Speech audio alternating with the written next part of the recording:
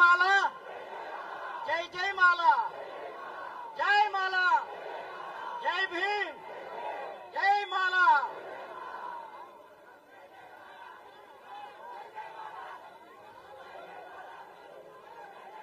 ఈనాటి ఈ యొక్క మాలల మహాగర్జనకు ప్రపంచ వ్యాప్తంగా విచ్చేసినటువంటి మాల ఆత్మీయ కుటుంబీకులందరికీ నా యొక్క స్వాగతం, సుస్వాగతం.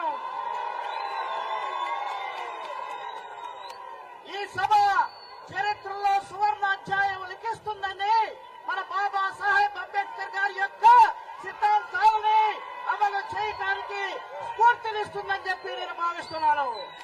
జై భీమ్, జై భీమ్, జై భీమ్, జై భీమ్ అనే నినాదంతో ఈ యొక్క సభ మన పవిత్రమైనటువంటి అంబేద్కర్ గారి ఆత్మ ఇక్కడ ప్రవహిస్తుంది అని చెప్పి నేను భావిస్తున్నాను. జై భీమ్. అలాంటి మహనీయుడి యొక్క మరి మనవడైనటువంటి యశ్వంత్ అంబేద్కర్ గారు మన మధ్యలో ఉన్నందుకు మనకి ఎంతో ఆనందదాయకం. అలాగే అనేక మరి సార్లు ఎమ్మెల్యేగా గెలిచి, ఎంపీగా గెలిచి మన మాల మరి గర్వాన్ని ఎక్కి చూపినటువంటి, అలాగే మొన్న తెలంగాణలో మరి డిసెంబర్ 1 జరిపినటువంటి పెద్ద సభని నిర్వహించినటువంటి వివేక్ వెంకట స్వామి గారు ఎవరో కాదు, మన జి వెంకట స్వామి గారు, మాజీ మంత్రి గారి యొక్క కుమారుడు.